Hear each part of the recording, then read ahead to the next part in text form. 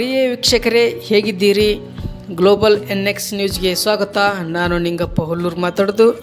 ಬನ್ನಿ ಫ್ರೆಂಡ್ಸ್, ನಾವು ವರ್ಷಾನುಗಟ್ಟಲೆ ದುಡಿದ ಹಣವನ್ನು ಸೇಫಾಗಿ ಹೇಗೆ ಅದನ್ನು ಸೇವ್ ಮಾಡಬೇಕು, ಸೇವ್ ಮಾಡಿದ್ದನ್ನು ಎಲ್ಲಿಡಬೇಕು, ಯಾವ ಬ್ಯಾಂಕಿನಲ್ಲಿ ಇಡಬೇಕು, ಯಾವ ಬ್ಯಾಂಕ್ ಎಷ್ಟು ಸೇಫು, ಯಾವ ಬ್ಯಾಂಕಿನಲ್ಲಿ ಯಾವ ಸ್ಕೀಮ್ನಲ್ಲಿ ಇಡಬೇಕು ಎಂಬ ಹಣವನ್ನು ಸೇವ್ ಮಾಡೋದು, FD ಇಡಬೇಕು, RD ಇಡಬೇಕು, ಯಾವ ಸ್ಕೀಮಲ್ಲಿ ಇಟ್ಟರೆ ನಮಗೆ ಡಬಲ್ ಆಗಿ ದುಡ್ಡು ಬರುತ್ತೆ, ಯಾವ ಇಂಟ್ರೆಸ್ಟಲ್ಲಿ ಬರುತ್ತೆ ಅಂತ ನಾನು ನಿಮಗೆ ಸಂಪೂರ್ಣ ಈ ವಿಡಿಯೋದಲ್ಲಿ ಮಾಹಿತಿ ಕೊಡ್ತೇನೆ. ಬನ್ನಿ ಫ್ರೆಂಡ್ಸ್, ಯಾರೆಲ್ಲ ನಾನು ಯೂಟ್ಯೂಬ್ ಚಾನಲ್ ನೋಡ್ತಾ ಇದ್ದೀರಿ, ಪ್ಲೀಸ್ ಸಬ್ಸ್ಕ್ರೈಬ್ ಮಾಡಿಕೊಳ್ಳಿ, ಲೈಕ್ ಮಾಡಿ, ಆದಷ್ಟು ವಿಡಿಯೋ ನಿಮ್ಮ ಫ್ರೆಂಡ್ಸ್ಗೆ ಯಾರಿಗೆ ರಿಲೇಷನ್ಗೆ ಶೇರ್ ಮಾಡಿ. ಬನ್ನಿ ಸುದ್ದಿಯಲ್ಲಿ ಮುಂದುವರಿಯೋಣ. ನಾವು ಕಷ್ಟಪಟ್ಟು ದುಡಿದ ದುಡ್ಡನ್ನು, ಹಣವನ್ನು ಸುರಕ್ಷಿತವಾಗಿಡಲು FD ಮಾಡಿಸಲು ಬ್ಯಾಂಕ್ಗಳತ್ತ ಮುಖ ಮಾಡಿದ್ದೀರಾ? ನೀವು FD ಮಾಡೋಕ್ಕೆ ಬ್ಯಾಂಕಿಗೆ ಹೊರಟಿದ್ದೀರಾ?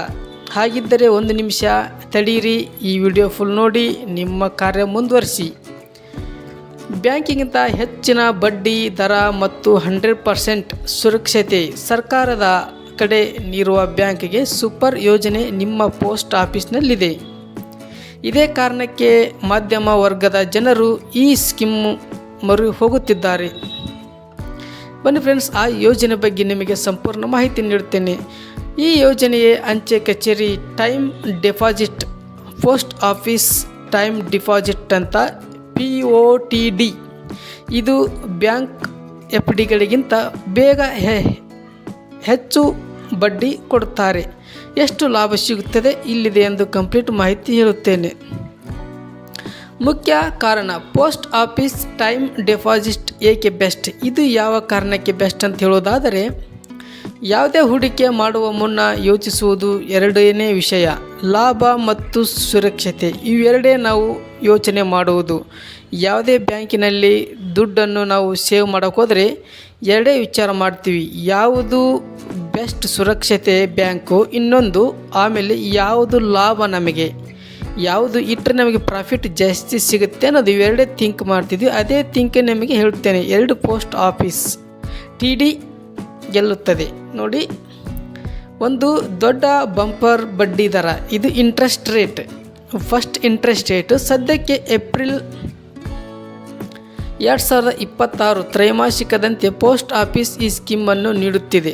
ಬಡ್ಡಿ ದರದಲ್ಲಿ 5 ವರ್ಷಗಳ ಯೋಜನೆ ಅತ್ಯುತ್ತಮವಾಗಿದೆ. ಇದು 5 ವರ್ಷ ಕಾಲಾವಧಿ ಇಟ್ಟರೆ ಎಷ್ಟು ಬರುತ್ತೆ ಅಂತ ನಿಮಗೆ ಕ್ಯಾಲ್ಕುಲೇಷನ್ನಾಗಿ ಮಾಡ್ತೀನಿ. ಅಂದಾಜು ನಾವು 2 ಲಕ್ಷ, 3 ಲಕ್ಷ, 5 ಲಕ್ಷ ಅಂತ ನಮ್ಮ ಕಡೆ ಎಷ್ಟು ಹಣ ಇರ್ತದೆಯೋ, ಮ್ಯಾಕ್ಸಿಮಮ್ 2 ಲಕ್ಷ ಇತ್ತಂತ ತಿಳ್ಕೊಳ್ಳಿ ನಮ್ಮ ಕಡೆ ಕ್ಯಾಶ್. ಆ ಕ್ಯಾಶನ್ನು 5 ವರ್ಷ ಕಾಲಾವಧಿಯಲ್ಲಿಟ್ಟರೆ ನಮಗೆ 5 ವರ್ಷ ಆದಮೇಲೆ ಟೋಟಲ್ ಎಷ್ಟು ಮೊತ್ತ ಸಿಗುತ್ತೆ ಮತ್ತು ಇಂಟ್ರೆಸ್ಟ್ ಎಷ್ಟು ಸಿಗುತ್ತೆ ಅನ್ನೋದು ನಾನು ನಿಮ್ಗೆ ಹೇಳ್ತೇನೆ ನೋಡಿ.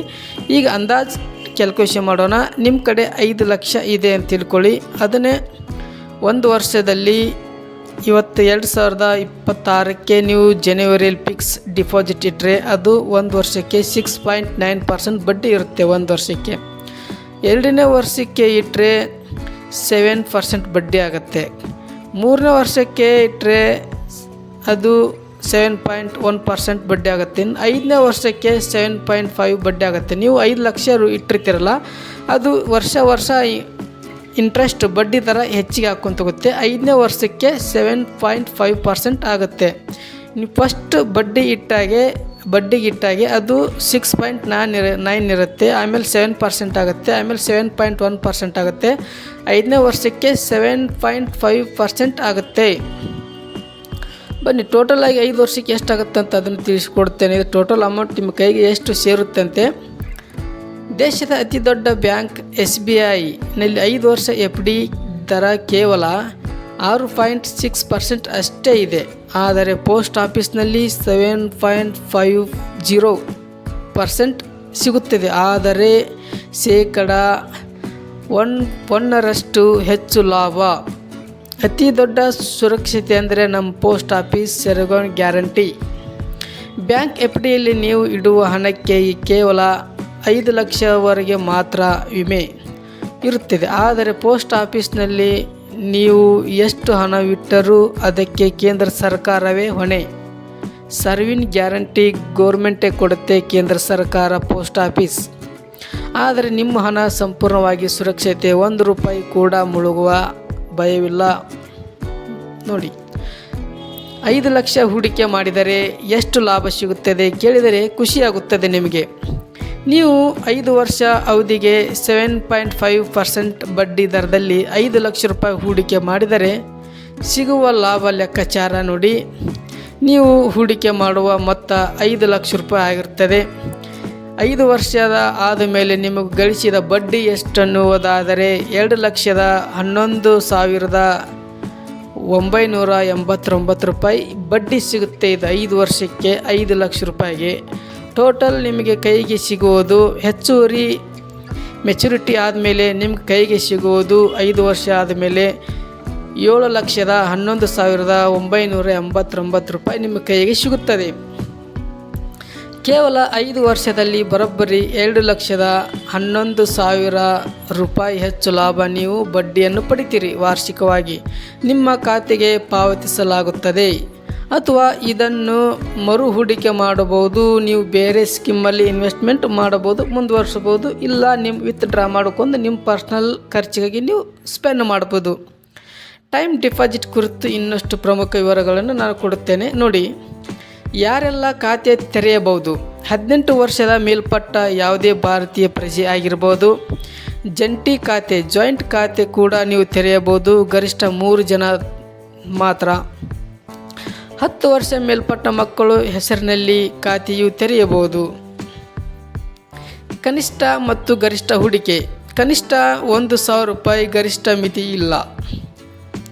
ತೆರಿಗೆ ಲಾಭ ಟ್ಯಾಕ್ಸ್ ಬೆನಿಫಿಟ್ಸ್. 5 ವರ್ಷ ಟೈಮ್ ಡಿಪಾಸಿಟ್ ಹೂಡಿಕೆ ಮಾಡಿದರೆ ಆದಾಯ ತೆರಿಗೆ ಕಾಯ್ದೆ ಸೆಕ್ಷನ್ 80C ಅಡಿಯಲ್ಲಿ 1.5 ಲಕ್ಷದವರೆಗೂ ತೆರಿಗೆ ವಿನಾಯಿತಿ ನಿಮಗೆ ಸಿಗುತ್ತದೆ.